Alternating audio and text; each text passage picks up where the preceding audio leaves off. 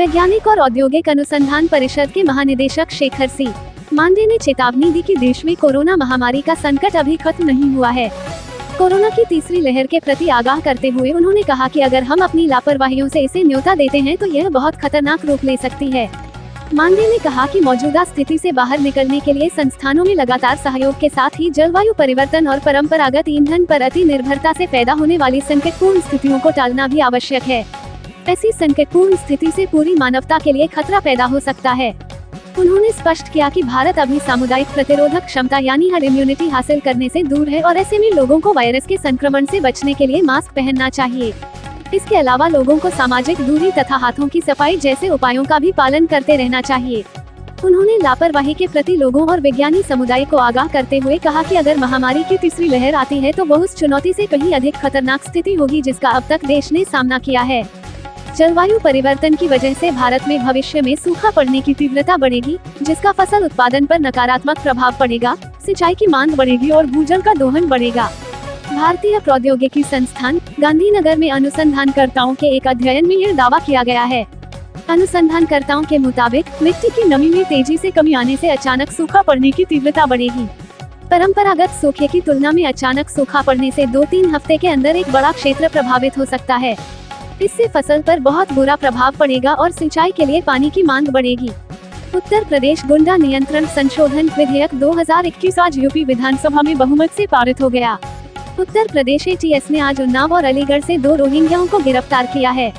Police को सूचना मिली थी कि म्यांमार निवासी रोहिंग्याओं का एक गिरोह रोहिंग्याओं को बांग्लादेश बॉर्डर से अवैध रूप से भारत लाता है। इसके बाद यह गिरोह उनका फर्जी आधार कार्ड, पैन कार्ड, पासपोर्ट आदि तैयार करता है और उन्हें भारतीय नागरिकों के रूप में फैक्ट्रियों में काम दिलाता है। इसके बदले में गिरोह उनसे धन उगाही करता है।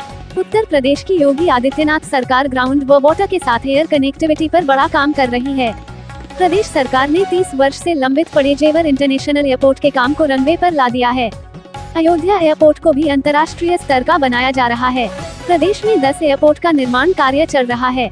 मौजूदा समय में उत्तर प्रदेश में लखनऊ, वाराणसी, आगरा, गोरखपुर, कानपुर, प्रयागराज और हिंडन एयरपोर्ट से हवाई सेवाएं संचालित हो रही हैं।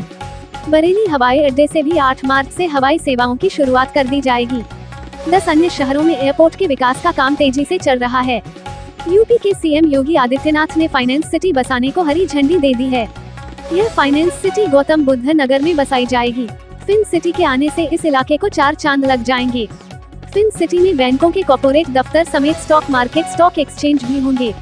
यहीं पर बुलेट ट्रेन का स्टेशन भी होगा। यह फिन सिटी करीब 1200 एकड़ में बसाई जाएगी।